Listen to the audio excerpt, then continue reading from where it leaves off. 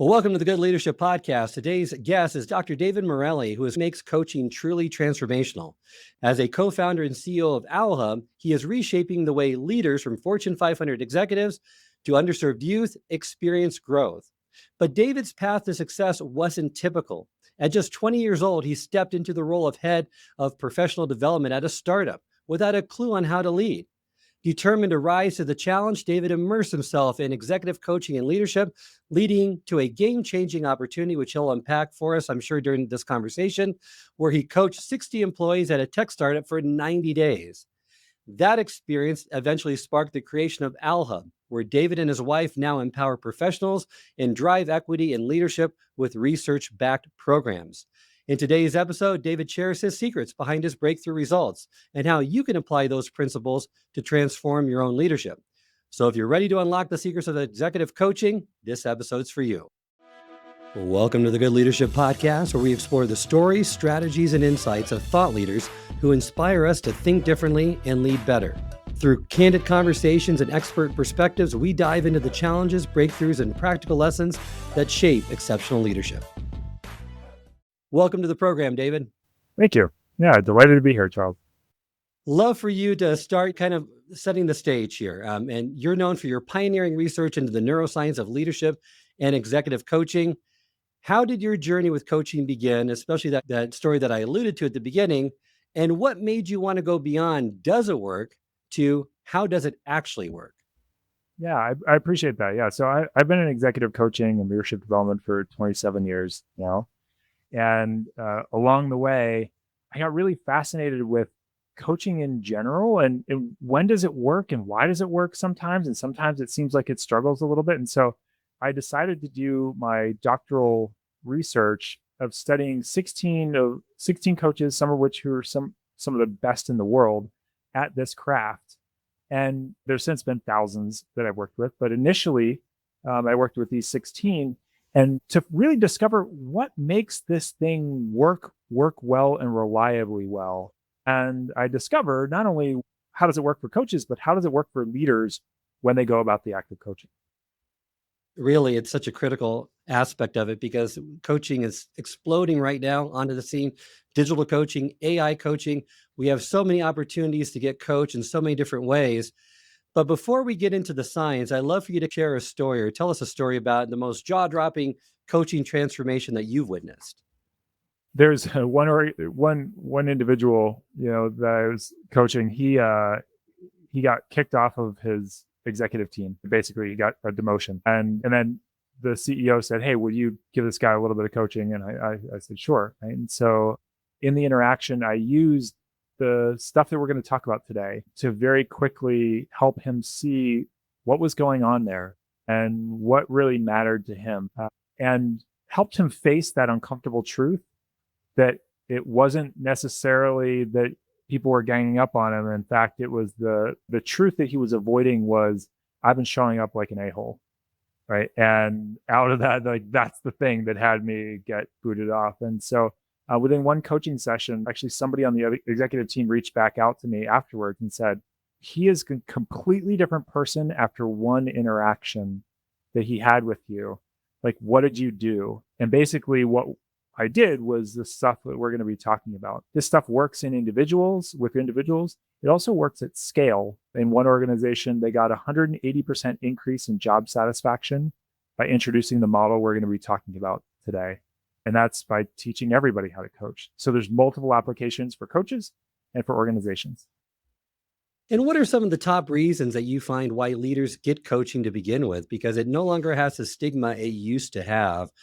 Professionals in other industries and other fields like sports have always had coaching.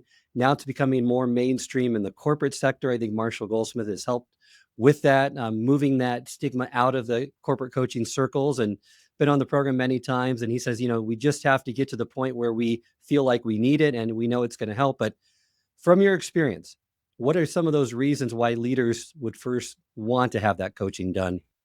Yeah, I actually went back and looked at a sample size of 100 people who have gotten coaching from me in that executive world. And here's what they said. The themes are people want to become better as leaders in terms of coaching and developing their teams and or creating a better culture.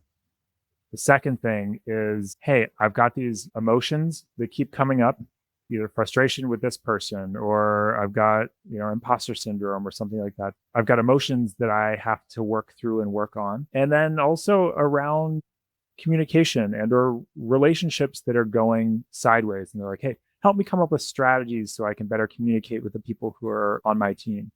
And then there's lots of other things. They're interested in their own growth and development. They want better presentation skills, right? There's all kinds of things, but infrequently I find that it's just an intervention before someone gets fired anymore. Now I think it's really a development tool to help people really rise to the level of what they want. Like you said, coaching has existed in sports forever, but it wasn't until, probably 25 years ago or so that people really started to look at, hey, maybe executives get coaching. And then that's filtered down through the organization more and more.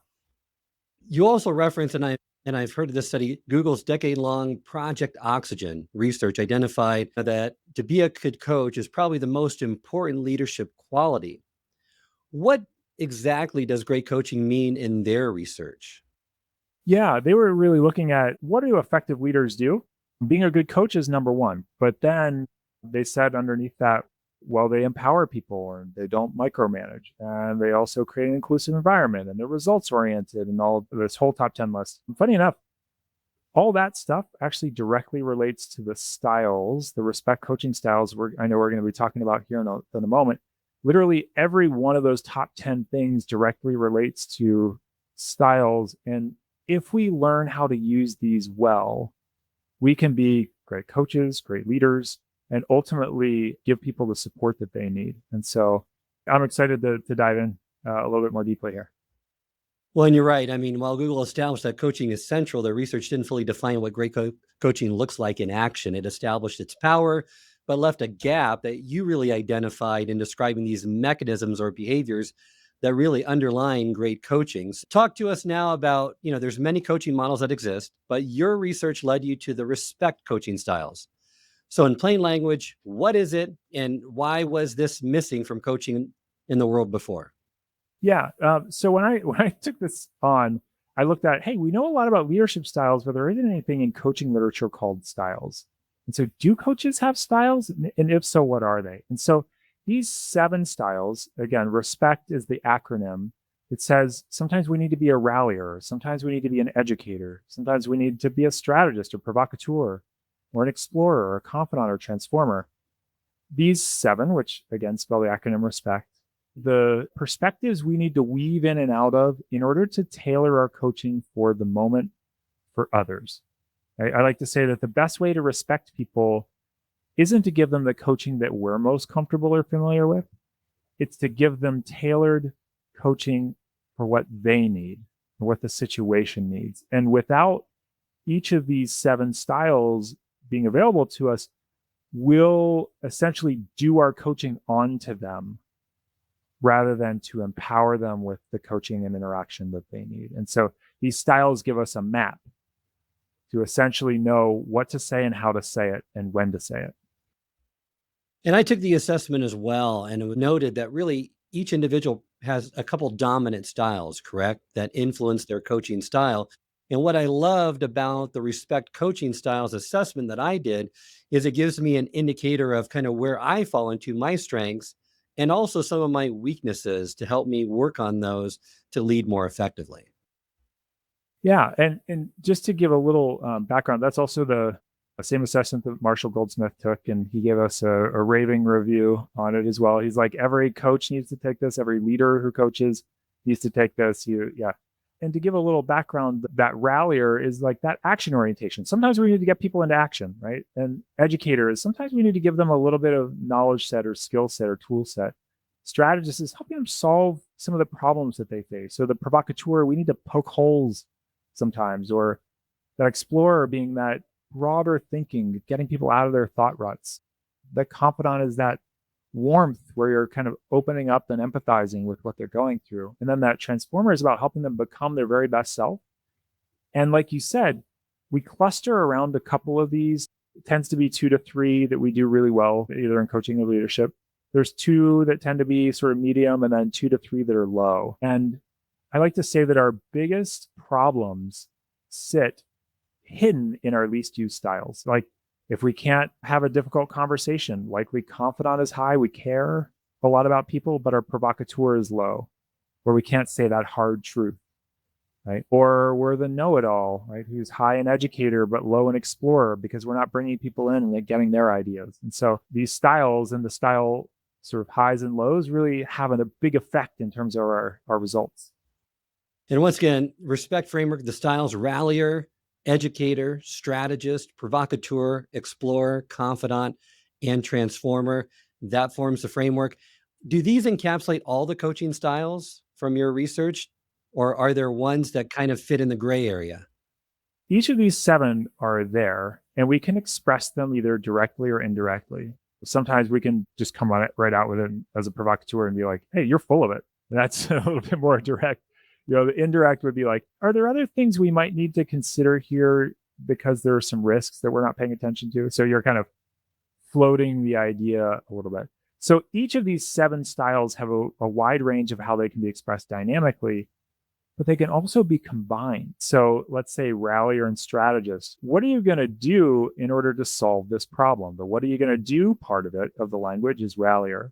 And then to solve this problem is the Strategist. Or how are you feeling about, right, the uncomfortable truth that you're stuck with right now? And that's Confidant, Provocateur. And so you can combine them to create really rich conversations and questions that I find, but it did account for all of there were 2,000 quotes that came out of the research. And in terms of how the best coaches in the world coach, all 2,000 distilled down into 7 distinct styles that we're talking about. And you really found that coaching is not about a single approach, right? Each earlier theory isolated one element, like learning, truth, or problem solving, but the best coaches blend all 7 styles as needed. And this comprehensive model really explains why debates over the real goal of coaching were stuck. They missed the necessity of using a full repertoire of styles, not just one. With that being said, are there certain styles that great coaches or great leaders embody more than others? Or do you find it run the gamut and they really blend all of the styles together? The best coaches or leaders have access and are comfortable with all 7. However, there's a tendency, I think, to your point, there's this tendency where Educator and Strategist, and sometimes Rallier, are kind of the top ones for most leaders, meaning they're saying Rallier is like, hey, let's talk about your KPIs and goals. Let's problem solve against those. That's Strategist. Educator, hey, here's a bunch of stuff I know. And so we can sometimes fall into the expert trap. It's like, I used to have your role. Let me tell you all about the stuff that I know and let me solve your problem for you. But that ends up keeping you as the bottleneck. Whereas some of those lower styles for leaders tend to be the explorer as well as the provocateur. So sometimes we don't invite other people into conversations or step back and say, well, what does success look like to you? Or what's meaningful here? Or how do these ideas connect? You talked about this and that. Or provocateur, sometimes we don't say the hard truth or get people to rethink things about like, well, why do you think this failed? Or if this had a hidden risk in it, what would that be? And how could you approach that? So we don't often have collectively the sort of permission to poke holes and or to step back and really think more broadly, but it costs us in not having the difficult conversations we need to have and in the lack of innovation that tends to exist without enough explorer. And I know that Explorer was my weakest style, just looking at my assessment as well. So that's interesting to know. My 2 primary ones were Confidant and Rallier. So I don't know how that factors into everything, but it was very informative to know and giving me actionable steps to take. Yeah. I mean, you can kind of hear some of this in your conversations here, though. I mean, you care deeply about your listeners and the people who go through your programs. I think that's absolutely front and center is the degree of heart that you have. But you also want people to take real actions and make real progress. And that to some degree, if they're not making that progress, that probably eats away at you a bit, right? If they're not if they're not seeing tangibility around the conversations with you. And so because you care, you have that heart of Confidant, you want them to see measurable, tangible things change in their lives. And I think that's what makes you really great at what you do, right? And it's different than some other people, but it's one of those are kind of a combination of your superpowers. Well, you alluded to this earlier. You've interviewed some of the world's greatest coaches and analyzed over 2,000 quotes. So, was there an aha moment when you realized you were really onto something big? Yeah, it was as soon as I was. So you imagine this was out of my doctoral dissertation research, and it's like coding each of these lines and what are they talking about, or what's the category, and it was mind numbing, and it was late nights, sitting there alone with a computer screen, and I remember my wife. This is in the bedroom. I was like, I had my desk in there because I wanted my wife's input from time to time, and she would fall asleep often, and then I'd say, well, what do you think about that? And then I'd look behind me and she was like just out cold. So there was one of those nights at 2 a.m. where I had just coded everything and consolidated, and I discovered, whoa, there are 7 styles, 7 ways in which coaches go about. I was like, this never existed before. And I got really excited because it was probably 20 years into my coaching career, and I felt like I discovered something that everybody needed to know. And then I simultaneously had this other thought, which was, is anybody going to care? Like, is this just me, right? Who finds this fascinating? Just this little nerd, coaching nerd in a corner. But what happened was I started to introduce this to people conceptually, and they were like, whoa, like it totally makes sense. And finally we have language for it. And so I went from that, like, is anybody going to care, to realizing actually this has a lot of usefulness for people, and that it incorporated just things like the GROW model are a subset of styles, or the coaching habit book, which says here the 7 questions you should always ask people. That's actually mostly explorer questions. So there are just 3 of 7 styles represented in that it helps us make sense of what is already existing in the world of coaching and language, but it broadens it. And for that reason, we won the most innovative award by the International Coaching Federation at a conference, the most valuable to the Coaching Profession Award. This has become the official model of Allstate's internal coaching program. Capital One is bringing this in, a number of other big organizations. And this has been only in the last 2.5 years since we launched. It's gotten a lot of traction quickly because on the surface, it explains things clearly to people, and that you don't need to have a coaching background to understand how to use this stuff. And I think that's what makes it so powerful. And that's so critical too. You're right, that practical approach, because leaders need to coach in the moment. They're not certified in coaching practices. They aren't a professional coach, but they need something that's actionable, that's simple and easy to learn, that's effective as well. And this approach, I would agree with you, definitely provides that. Speaking of ICF, how does this model take coaching research beyond the previous frameworks, such as those by the International Coach Federation? Yeah, so the ICF has done a good job at articulating, hey, here are the core competencies. And there's 71 lines of competencies and subcompetencies that they go into. And these styles are hidden inside of those 71 lines, and the styles makes them more usable or actively able to be engaged with in a certain way. And there's a larger model that the styles sits within behind, well, you need to have a certain type of relationship with them and the amount of presence. And so actually all 71 competencies and subcompetencies map to what I discovered in the research process about how great coaching works with respect coaching styles at the heart of it. Literally everything that they say, every line maps to a different aspect of the model. And so I like to say the ICF helps us define what is good coaching, but we help you operationalize how to do it in whatever context you're in. Well, let's get more into the practical application. And I know one part of coaching that always needs more improvement with leaders is asking good questions. And you mentioned, which I love, great questions can get at the heart of what others think, how others feel, and why others act the way they do. And it's the quality of our questions that impacts the quality of our conversations, which many people, I think, still fail to realize. A great question is delivered with openness, genuine curiosity, and a willingness to deeply listen. And you list 3 main characteristics of great questions I'd love for you to unpack for our listeners. Yeah, absolutely.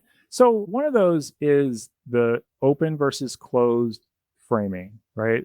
And I think a lot of people who've studied coaching, they understand that. But just for recap, an open-ended question will end up at giving a paragraph type of answer, right? So an example of that would be, hey, what are you going to do this week? Well, I'm going to do this and that and this, right? Versus, are you going to do it this week? Which is a close-ended frame, which is a yes, no. And I like to say that there are three answers to a close-ended question, right? So it's like, are you going to, will you, blah, blah, blah. Either yes, no, or most people say, well, maybe, or I don't know. Or what I find is you get yes, no, especially in the leadership context, yes, no, or lied to. Because do you know what you're doing? Yeah, boss. I think do you understand? Yeah. Right. Like or do you think you're going to succeed? Yeah. Yeah. So the yes, no question is really good for getting people to commit to something. Like, will you do this by Thursday? Yes, no. But if you were to try and ask a close-ended question, but with an open-ended intention, you actually can screw it up. So do you think this is a good idea for you to take this thing and do that? And they're kind of like, yeah, but you kind of just told me what to do, but you're right. Versus, what do you think would help us solve this problem? Right? That's going to get you much more of a creative answer. So that's number one, right? Is open versus closed. The second is how direct or indirect you're going to be. So if I said to you, well, what action will you take by Thursday? That's a direct expression versus, hey, what types of actions do you think are important to get done maybe this week? You're kind of floating out the idea to have them attached to it differently. So one pushes a little bit more and the other pulls or invites. And really good dynamic conversations, you know when to push and pull, and you don't get stuck in a default setting where either you're super direct with people and you're always direct, or you're super indirect and you don't quite break through the barriers and walls people have. That's the second version. I know that a lot of leaders still ask those closed-ended questions, and it's hard for them to rethink that. I see that a lot from talking to leaders. And some of them also have issues with asking very roundabout, indirect questions that don't get to the core of the issue. So making sure that you're more direct. If you want a specific answer, you think about that process first to frame it in such a way that gives you the type of answer you're looking for and allows them to expand in certain ways. Man, I love that. Einstein said, if I had an hour to solve a problem and my life depended on it, I would use the first 55 minutes determining the proper questions to ask. And if you think about it, it's only 5 minutes of answering the questions and his life is on the line. So you imagine like up to 55 minutes, he's like, and how would I frame that? So the questions are so important because the answers almost reveal themselves when you have a well-worded question. And what goes into a well-worded question are these things that we're talking about. It's open versus closed is one decision to make. Then there's how direct or indirect do you want to be? And then there's that third item that I mentioned, which is the style shaping that's infused into the question. So if it's a direct rally or open-ended question, like we were talking about before, what will you do by Thursday? Or you could soften it and go a different direction. And it could be a close-ended question that's a little bit more, let's say, confidant. And in that case, the close-ended question confidant would be something like, are you doing kind of okay these days? And you're just kind of softly inquiring about their emotional state. And those are very different questions shaped by how direct or indirect it is, open versus closed, as well as the style. Someone once told me that as you go higher and higher on the ladder in any corporation, it's not about the quality of the answers, it's about the quality of the questions that you have, right? It's really so important. And speaking about questions, many leaders have issues with asking uncomfortable questions and having uncomfortable conversations. And you say the secret is for these positive, uncomfortable conversations to happen is being willing to embrace awkwardness, both in yourself and others. If you could illustrate that and unpack that a little bit more for our listeners. Yeah. So what's funny is a lot of people, if there's a leaning, it's towards wanting to create a safe space and have people feel comfortable, right? That confidant type of approach. And so we want to create comfort. And ironically, we are less apt to make other people uncomfortable with the provocateur, but we're also, when we ask a provocateur question, we tend to be more squirming than other people do, right? And I've done like countless, not only conversations around the various styles, but also when we train people through our Train the Trainer program to take this either into their organizations, or if they're coaches and they want to use it with their clients. One of the things that we find with people who are high in Confidant is when they learn to ask provocateur questions, the other person, we ask them afterwards, how was your experience of that question? And they're like, oh, it was fine. Right? But the person who's uncomfortable in asking that question is like writhing around inside. And so we have to realize that it's an expression of our care to help people reflect on what's true and or uncomfortable, that actually can serve them more. And that it's not out of trying to belittle them, it's not out of trying to tear them down, but rather to have them face a truth that becomes empowering. And so if I asked you, instead of saying, hey, how do you feel about, making people uncomfortable? And you might go, oh, I don't like it. How do you feel about empowering people to be their best? You might say, oh yeah, I'm all about that. Well, great. If you're all about that, then sometimes you have to create the opportunity for them to positively squirm, for them to grow through their awareness of the uncomfortable truths that they're holding, or the perceptions or misperceptions that they have.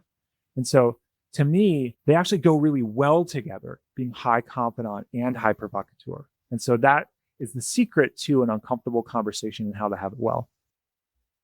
Well, and embracing that awkwardness and leaning into discomfort shows respect and can, like you said, unlock breakthrough understanding between colleagues and teams. And I love how you frame that within the respect framework, because each one would ask it a slightly different way with a slightly different meaning. The rallier might say, what will you accomplish today? Encouraging focus and action, while the strategist would say, how can you solve this issue, and guide you toward more practical solutions. And maybe the confidant is, how are you feeling about this? Because you want to build on trust and emotional openness. So such a game-changing perspective and overall mindset to have if you can just go through these styles and see how the questions could be framed differently depending on the response you're trying to get from the coachee. Yeah, it's funny because people kept, once we introduced this framework, they're like, okay, so how do we actually operationalize this? What question should I ask? And they say, well, what's a good rallier question for this situation?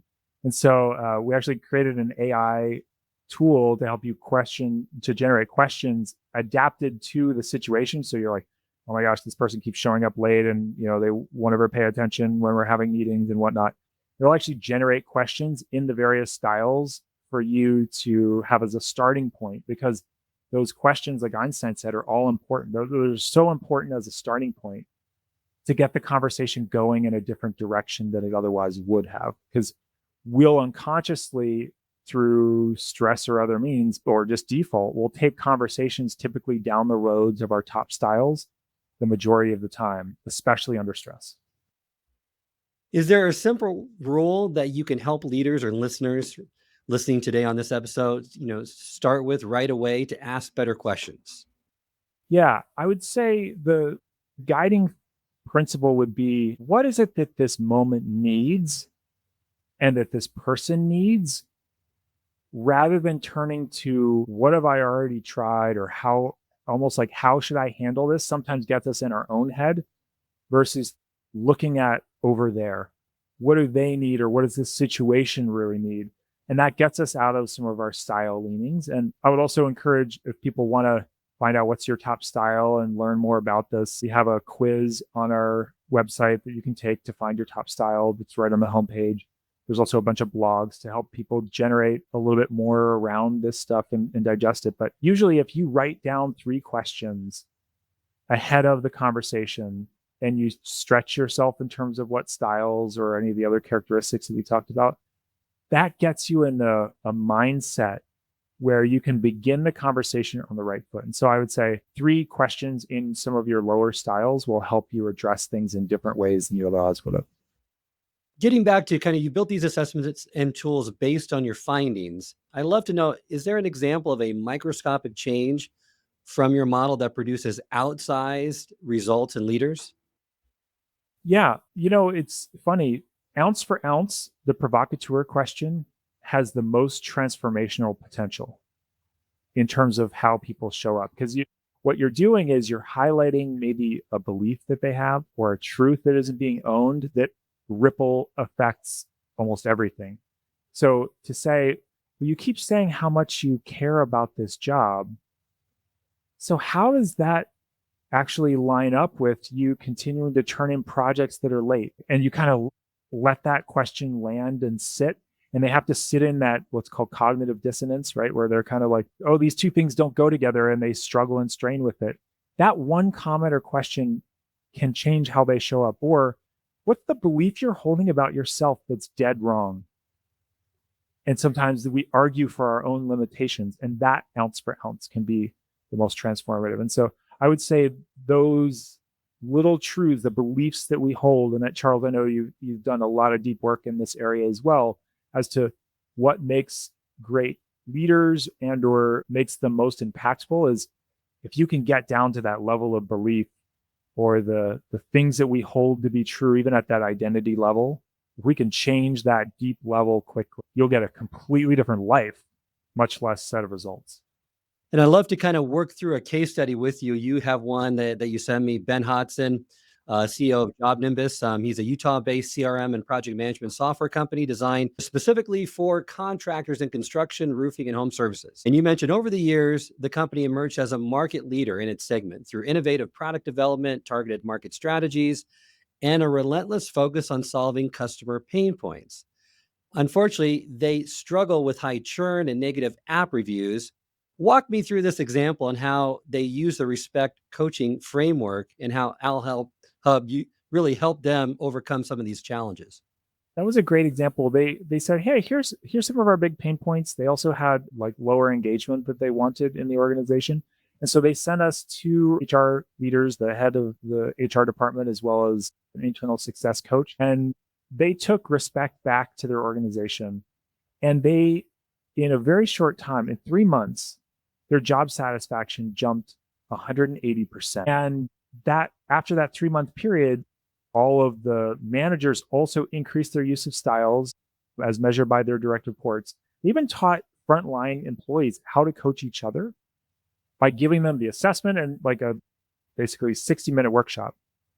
And through that, not only was that after 3 months was 180% increase, but that has stayed in the last 2 years, that stayed stable. It's been a permanent culture change from introducing respect. And what I like to say is when we empower people with this language, they start even asking for the types of things like, hey, I have this idea, but I'd like you to be a little bit of a provocateur here with me. Here's this idea, like poke some holes in it. And initially, their organization was highest in Confidant collectively. But then, and their least preferred style was Provocateur until they learned it. And then when we went back, I asked people on video testimonials that they were giving us, they said, I said, what's your favorite style? Hands down, Provocateur ended up being the number one thing. Because they're like, this is so creative and live, and there's so much life force here. So 180% increase in job satisfaction in 3 months. I would challenge anybody to figure out what's a better intervention that could move your engagement level that much. And by the way, they then went out, they raised a lot more money from their organization. Their company got the highest valuation of any company started in the Salt Lake City area as a result of the great work that they were doing in the accelerant of respect. Congratulations. Impressive work there. And really what stood out to me was you were empowering this coaching culture. It was from manager-led to everyone as coach. The operational plan supported by AlHub aimed to dispel that myth that coaching is only for leaders and said every employee was empowered, right, to coach and support their peers, leading to a more connected and fulfilled workforce. And really what was essential, I think, to get that learning to stick from what I took out of this story was regular practice and feedback. The biweekly feedback loops, the monthly leadership forums, the deep dives into individual coaching styles really ensured, right, that lasting adoption and skill growth for all team members. It's funny because you said this earlier in the episode. It's literally behind everything that we do or say, every statement we ask, every question we ask, statement we make, we're already using this stuff. We're just not using it consciously. And so these little moments, like people are already having conversations, but can you have better conversations? This is what helps you operationalize that. This is what helps you do it and do it easily in the conversations you're already having. And that's the whole thing. Most people think, oh, I need to set aside all this extra time for coaching, but when am I going to do that in my busy schedule? No. conversations you're already having, Slacks you're already sending, right? Or Teams messages you're already sending. Like, it doesn't matter. You're already doing this stuff. If you can improve the quality of how you do it to increase the engagement, to increase the results, wouldn't you? And the only thing standing between you and that is this awareness that Charles, you're helping to provide here. Getting back to the assessment, what I loved about the assessment too was you give the how-tos, right, of to improve your coaching styles and expression. So once again, getting back earlier in our conversation, it's just not about, okay, here's where you stand, but how does this impact your leadership? How can you improve? And that operational framework is so critical, putting it in simple language, easy to use, easy to implement. Part of my assessment was, how do I integrate the weakness and the strengths of my coaching styles? And you gave a great explanation of here's how it kind of translates into everyday action. And here's how you can improve on those, which I haven't found in other coaching frameworks. It's really hard to identify that. And after maybe 6 months of a coaching commitment, you're like, okay, how do I improve, right? You're my coach, but I need to start coaching leaders. And I need some of this insight in a more operational framework. Yeah, I appreciate that. It was really intended to help people see themselves and say, wow, here's where I'm strong, like you said, and then here's where I don't use as often, and to give them almost one clear thing to go do to improve their coaching immediately. Right. So for you, hey, ask some more explorer questions, right? And with that explorer, and here's some of the examples of how that would sound. And here's why you would want to do that. Right. And when that light bulb turns on, it's almost hard to turn it off, because I can go do that one thing, right? That sort of micro step action to go take is increase this one style that's low. And sometimes there's a couple styles that are low and you can work on them, in sequence or whatnot. But typically that was what I wanted, is to have something where somebody could go, see myself, it represents how I approach things, and I know what to go do as a result of it. You also have an assessment for the coachee, which I just took today before our interview, 47 questions, which I love because it identifies and connects the coach, the right coach, to the right individual, because it provides that information that as a coachee, I would want my coach to know, or have a coach selected on that basis. So that, to me, also a game changer, because many times the coach that you get paired with, or that you end up undergoing an engagement with, is not the best fit. And I've seen this happen time and time again with leaders. They go through many coaches before they find the right one. And this takes the guesswork out of it. So your top preferred style that you want from other coaches is Provocateur. Like, help challenge the thinking that I have, because you're at the top of your field and the top of your game, but you need somebody to challenge your thinking, because otherwise there might be holes or flaws in it that will have ripple effects on countless lives, right? Because you touch so many lives with this platform, with this, the IMS work that you do, etc. And your top preference is being direct.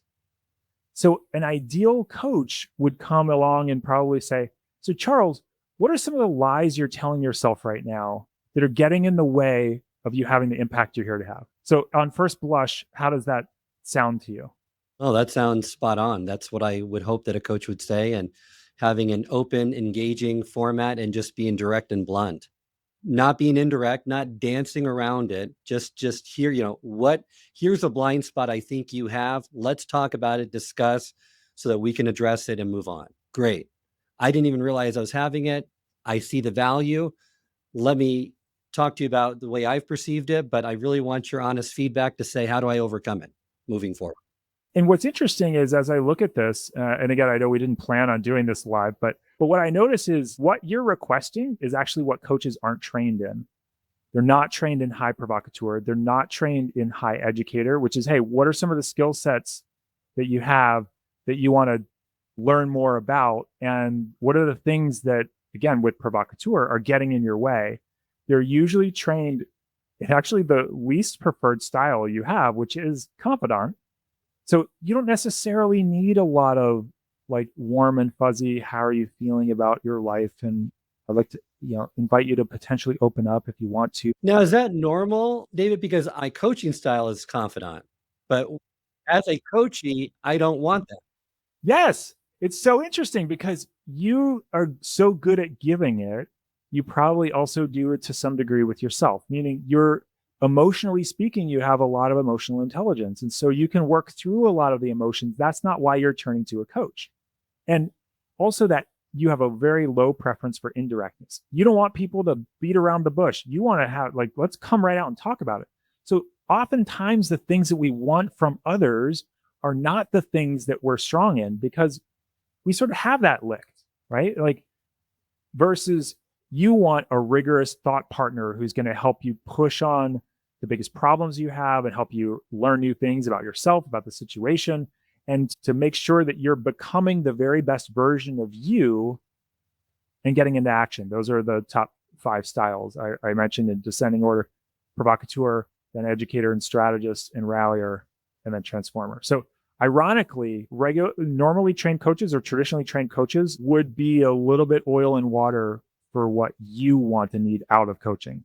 And what's funny is this is also true for direct reports, because there's a version of this that's the direct report preference assessment that says, hey, how do you want your direct report? Like, how does your direct report want to be coached by you?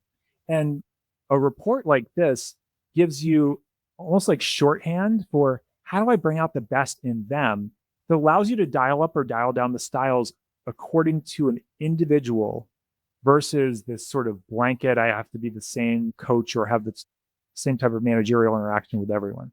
So what does each person need? And the big sort of aha that most people have is everyone needs something different. And therefore I need to be good in all of these styles, not just some of them, because everyone and every situation will need something a little bit different. How does this respect coaching style framework apply beyond the workplace? Because we've really been just focusing on the workplace. Is this equally applicable in other areas of our life with our relationships at home? Yeah, like we actually, it was funny that job Nimbus conversation we were having before about the 180% increase, and we took a film crew and we were like, okay, so tell us about the biggest impact, and what we thought was we were going to get like, oh my gosh, my managerial relationships or but what we got were actually stories about their home and their home life. They said, my spouse and I used this with my spouse, and we finally got on the same page about how we wanted to parent our 3-year-old. And that's relieved so much stress. And also I'm different with my 3-year-old. Another guy said, wait, with my teenage son, like he was just like having such a rough time and he was super angry. And, I used to just yell at him. I appreciate it. Like I used to just, have that. And he's like, this is a confidant moment. This is a confidant moment. And then he goes, hey, son, how you feeling right now?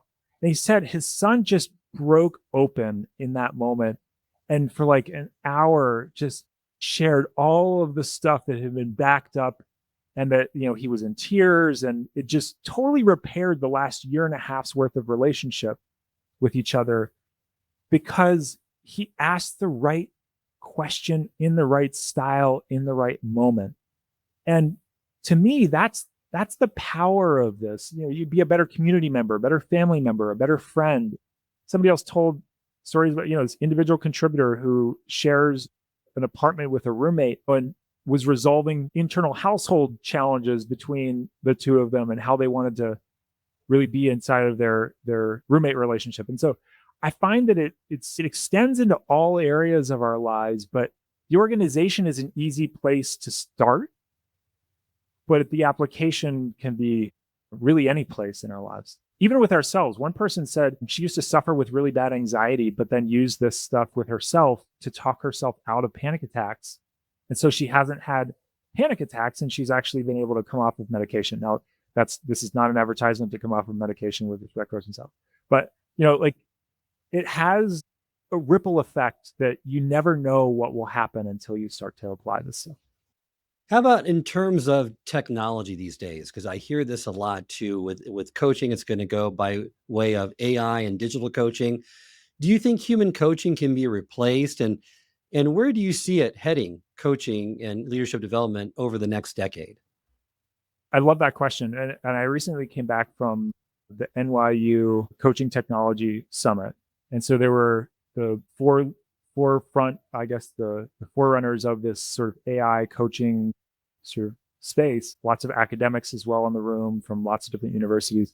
And the realm of human coach, and it's funny that we have to separate that out from an AI coach, right? But now we do. So AI coaching is a support tool in many ways that helps people gain perspective or think things through. One of the big surprises of ChatGPT and OpenAI was that people were using it more as a mental health counselor than they had anticipated. That's the number one use, actually, of that. And so people working through issues and problems, the only thing that it can't do is fundamentally make a human to human connection. There's that value of the relationship that people can sort of project onto AI, but you don't have a real connection. You don't have real empathy. You don't have that, that heart to heart sort of experience. And so the human coach often in the future, I believe, will be supplemented by an AI always on type of coaching scenario. But I believe the role of the human coach is that deep relationship that's non-transactional, and to some degree is that transformational interaction. And so I believe that that's true in both the professional coaching realm as well as then inside with leaders, that there'll be some things that AI can do more easily, more scalably, track project management and all that stuff. But there's still a relationship with the human being where they're going to want to be engaged with and have their be heard and have their needs met in a certain way that will need supplementation at the very least between both the technology and the human side. Good insight. And here at IMS, we believe the same thing. It's a both and approach, not an either or approach, that the coaching in between the coaching sessions with your human coach is very well suited for AI, especially in holding you accountable, going through basic frameworks like the GROW model, giving you some insights in those in between. But that need, that desire for human connection is not going to go away. I would argue, in fact, it's probably going to become even more in demand as you see technology take over more aspects of everyone's day-to-day functioning. So it's going to not go away, but it's not going to replace, in my opinion, what human coaching can do and what human leadership development can do as well in the coming decade. Yeah, and I just want to underline that what you said is, I personally, as a coach, as an executive coach, I don't want to be always on. I don't want to answer everybody's questions like at all hours of the day. And when I'm focused on the person, I want to be fully focused on them and not trying to answer, countless other types of questions. And so there is a capacity issue that I believe that the technology that you have and have built really makes a lot of sense for. It keeps people on track, and that you can have the complement between them. I think that's a really skillful use of both, because nobody wants always on if you're the one providing it either. Is there one myth about coaching you wish you could erase from every organization? Yeah. And it's the subset of styles, meaning coaching is only a performance. I had somebody earlier today say, oh yeah, we just use coaching as basically like a performance intervention, right? Where you get disciplined with coaching. And it's like, and then some people are like, no, that's a terrible definition. And then some people think about coaching as, well, it's just about being there and creating safety and empathy. And like, well, should I be a coach right now, or should I be a leader or a manager? And like, no. Like, it's not either or. It's having an infusion of coaching into how you go about your interactions. And we're big on coaching leader, meaning the infusion of a coaching approach to leadership. Because in the context of organizations, you can't think of yourself in an either or. It's, how do I handle this situation? It's going to be, what style do I choose? How direct or indirect should I be? And then what's the technique? Sometimes a technique is like a statement, or like, hey, you got to get this done by Thursday. That's a rally or direct statement. You're not coaching. And so this broadening definition of what is coaching. Now, I like to call it's the act of coaching that we're really emphasizing here, versus I am a coach, that identity level, which is more sometimes the coaching profession is what they're talking about. But where the biggest myth is that coaching is within a certain box. And we want to remove the barriers to that active coaching box. Let's move to a rapid fire round, and love to ask you a few questions. First, what's the best coaching advice you ever received? This was, somebody said, if you really care about people, you can't hold back on them. And so instead of trying to be liked by everyone, your job is to be willing to be hated by everyone, because you're willing to tell them the truth about what's going on. And that transformed my coaching and allowed me license to use the Provocateur in service of them being their best self. And so be willing to be hated by everyone. Otherwise, you're going to pull back from what's needed in the moment. How about a book outside your field that most changed how you think about people? Boy, there's so many great books, but I would say that the one that comes to mind is I love Adam Grant's Think Again, which is an Educator Provocateur book. He uses research to help us question the assumptions that we make and the beliefs that we have that we've not identified and really put a lot of rigor to. So that one is a great one. One of my favorite books as well, and a topic of a previous episode of mine. How about in one sentence, what is the mission, your mission moving forward? It's to make coaching conversations accessible to everyone on the planet, where we understand how to have great conversations no matter where we are. And that if respect can help play a role in giving common language to help people understand how they're moving in and out of things, that we would love to support that. But to have our conversations be as skillful as possible so that the best in each person can come out. That's really what we're all doing here, at least at Owl Hub, and I know you probably are as well, Charles, is like the potential that's locked in each person. That's what we want to have come out, because that's where life and our society, I think, will be most served. I love that. And that's the mission of IMS as well.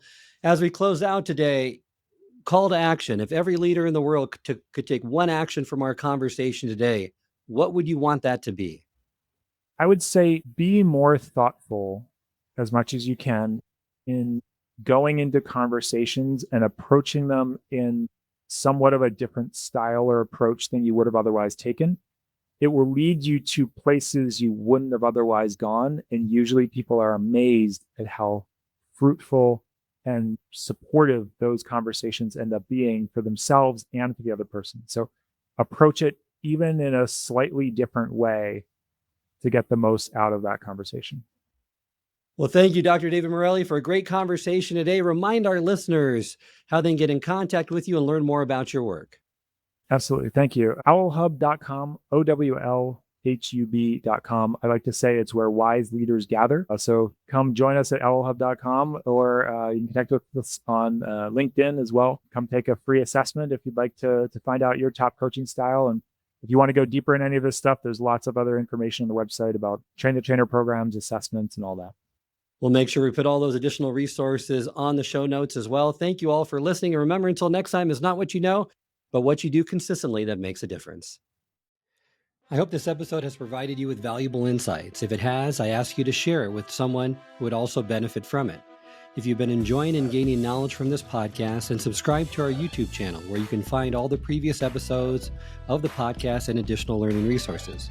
You can also subscribe to the podcast on Apple or Spotify and leave up to a 5-star review.